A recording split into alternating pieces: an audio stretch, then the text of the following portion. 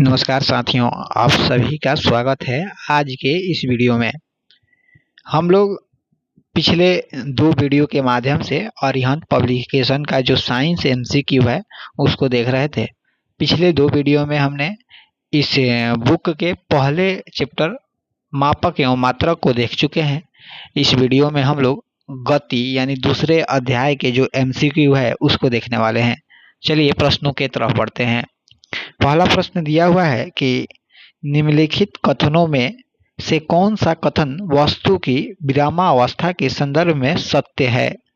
तो इसका जो सही उत्तर होगा मेज पर रखी वस्तु, क्योंकि जब वस्तु की स्थिति में समय के साथ कोई परिवर्तन नहीं होता है तो वह वस्तु विरामावस्था में कहलाती है। इसीलिए जो इसका सही उत्तर होगा ऑप्शन नंबर डी होगा।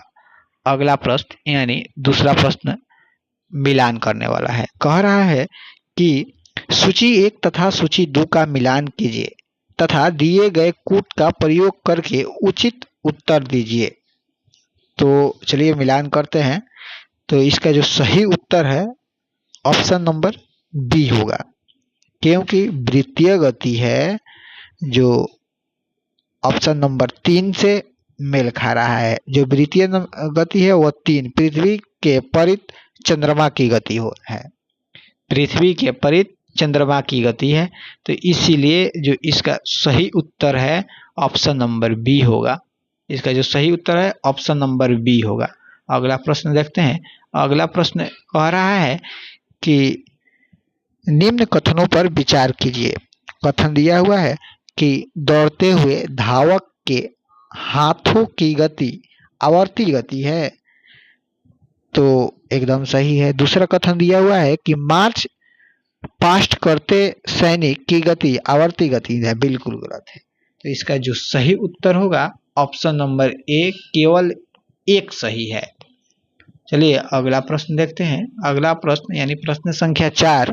प्रश्न संख्या 4 में कह रहा है कि निम्नलिखित में से कौन सा उदाहरण आवर्ती गति के लिए असत्य है। तो इसका जो सही उत्तर होगा ऑप्शन नंबर डी होगा, अपने अक्ष पर घूमती हुई पृथ्वी की गति। अपने अक्ष पर घूमती हुई पृथ्वी की गति घूर्णी गति है का उदाहरण है। इस गति के अंतर्गत वस्तु अपने अक्ष पर घूमती है, जबकि वृत्त की शाखाओं का इधर उधर लहराना, सितार की डोरी का कंपन, बजते समय तबलों की झिल्ली की गति आदि आवर्ती गति का उदाहरण है। चलिए अगला प्रश्न देखते हैं, यानी प्रश्न संख्या 5 देखते हैं। प्रश्न संख्या 5 में कह रहा है कि जब कोई वस्तु सरल रेखा में गति करती है तब निम्न में से कौन सा कथन सत्य है। तो इसका जो सही उत्तर होगा ऑप्शन नंबर सी, वस्तु द्वारा। जो इसका सही उत्तर होगा ऑप्शन नंबर सी, वस्तु द्वारा निर्धारित की गई दूरी तथा उसके विस्थापन का अनुपात 100:1 होता है। चलिए अगला प्रश्न यानी प्रश्न संख्या 6 देखते हैं। इसमें कह रहा है जब कोई वस्तु वृत्तीय पथ पर 2 चक्कर लगाती है तब इसके द्वारा निश्चित। तो इसका जो सही उत्तर होगा ऑप्शन नंबर बी होगा, क्योंकि इसमें जो सही है विस्थापन का मान 0 होता है। इसका जो सही उत्तर होगा ऑप्शन नंबर बी होगा। अगला प्रश्न यानी 7 नंबर प्रश्न देख रहे हैं। 7 नंबर प्रश्न कह रहा है आर त्रिज्या के साइकिल के पहिए के उच्चतम बिंदु के संदर्भ में किसी सीधी सड़क के अनुदिश पहिए के आधा चक्कर लगाने में निम्नलिखित में से कौन सा कथन सही है। तो इसका जो सही उत्तर होगा विस्थापन इज इक्वल टू 2r। तो जो ऑप्शन नंबर सी में दिया हुआ है। अगला प्रश्न देखते हैं। अगला प्रश्न यानी 8 नंबर प्रश्न कह रहा है कि निम्नलिखित कथनों में से असत्य कथन को चुनिए। इसमें जो गलत कथन है उसको चुनना है। तो इसका जो सही उत्तर होगा option number C. Option number C में है कि औसत चाल तथा औसत वेग के मात्रक एक समान नहीं होते हैं। जो गलत है, एक समान होते हैं। प्रश्न संख्या 9 कह रहा है निम्न कथन ए व कारण आर को पढ़िए और नीचे दिए गए कूट की सहायता से सही उत्तर का चयन कीजिए। तो इसका जो सही उत्तर होगा ऑप्शन नंबर बी होगा। ए और आर सही है, परंतु आर ए का सही स्पष्टीकरण नहीं है, तो इसका जो सही उत्तर हुआ बी हुआ। अगला प्रश्न देखते हैं, यानी 10 नंबर प्रश्न देखते हैं। इसमें कह रहा है कि त्वरण ज्ञात करने का सही सूत्र कौन सा है। तो ये सब कोई को मालूम है, option number A is equal to V minus U बट्टे टी। इसका जो सही उत्तर होगा ऑप्शन नंबर ए। अगला प्रश्न देखते हैं, प्रश्न संख्या 11 कह रहा है कि निम्नलिखित में से कौन सा कथन सत्य है। तो इसका जो सही उत्तर होगा ऑप्शन नंबर सी। स्वतंत्र रूप से गिर रही वस्तु की गति एक समान त्वरित गति का उदाहरण है। अगला प्रश्न यानी प्रश्न संख्या 12 कह रहा है जब एक वस्तु वृत्तीय पथ पर नियत चाल से गति करती है तब क्या होता है। तो इसका जो सही उत्तर होगा 12 का ऑप्शन नंबर ए। 1 और 2 दोनों सही है। 1 और 2, 1 में कह रहा है कि त्वरण का परिमाण अचर रहता है, और 2 में कह रहा है त्वरण की दिशा सदैव वृत्त की केंद्र की ओर होती है, दोनों सही है। तीसरा कह रहा है वेग का मान अचर रहता है, ना अचर नहीं रहता है। वही चौथा कह रहा है त्वरण की दिशा वृत्त की केंद्र से विपरीत दिशा में होती है, नहीं, विपरीत दिशा में नहीं होकर के केंद्र की दिशा में होती है।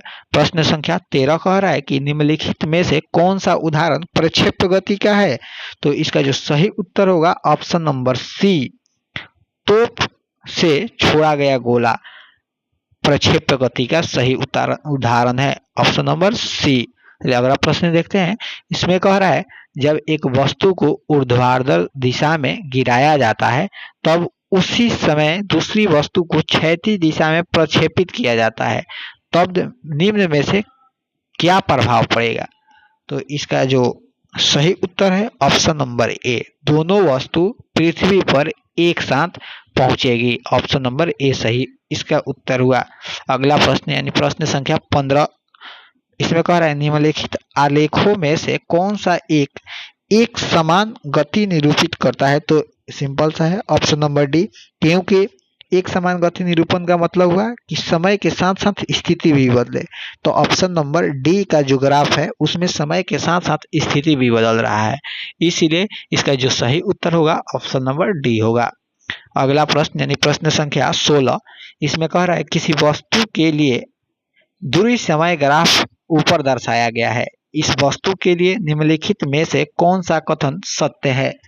तो इसका जो सही उत्तर होगा ऑप्शन नंबर बी। वस्तु विरामावस्था में है, इसका जो सही उत्तर हुआ ऑप्शन नंबर बी। अगला प्रश्न देखते हैं। अगला प्रश्न यानी प्रश्न संख्या 17, इसमें कह रहा है एक ऊंची इमारत से एक गेंद 9.8 मीटर पर सेकेंड स्क्वायर के एक समान त्वरण के साथ गिराई जाती है।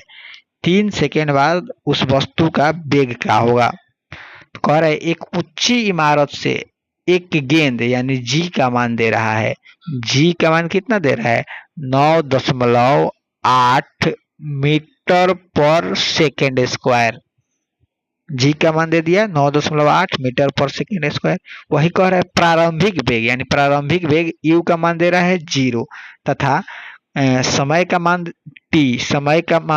टी दे रहा है 3 सेकेंड। 3 सेकेंड के बाद क्या पूछ रहा है वेग यानी भी पूछ रहा है। तो भी का फॉर्मूला होता है v is equal to U plus G T. इस पर रखने के बाद इसका जो सही उत्तर आ रहा है 29.4 मीटर पर सेकेंड। तो इसका जो सही उत्तर होगा ऑप्शन नंबर सी 29.4 मीटर पर सेकेंड।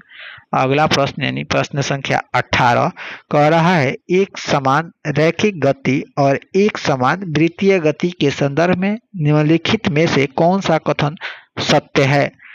तो इसका जो सही उत्तर होगा ऑप्शन नंबर सी केवल एक समान रैखिक गति में एक पिंड स्थिर चाल के साथ एक ही दिशा में चलता है, लेकिन एक समान वृत्तीय गति में पिंड की चाल स्थिर रहती है लेकिन गति की दिशा लगातार बदलती रहती है। इसलिए जो सही उत्तर होगा ऑप्शन नंबर ए। ऑप्शन नंबर ए सही हुआ है, यानी 2 और 3। इसका 2 और 3 जो है सत्य है, ए जो है असत्य है। प्रश्न संख्या 18 हो गया। प्रश्न संख्या 19, इसमें कह रहा है 2 गेंद ए तथा बी क्रमशः 10 किलोग्राम तथा 1 किलोग्राम की है। उन्हें 20 मीटर की ऊंचाई से वायु की अनुपस्थिति में एक साथ गिराया जाता है। तो निम्नलिखित में से कौन सा सही है? तो इसका जो सही उत्तर होगा ऑप्शन नंबर सी, भूमि पर दोनों गेंद ए और बी एक साथ पहुंचेगी, क्योंकि न्यूटन के गति के जो तृतीय नियम है उसके अनुसार ये जो ऑप्शन सी दिया हुआ है वो सही, ऑप्शन नंबर सी सही हुआ।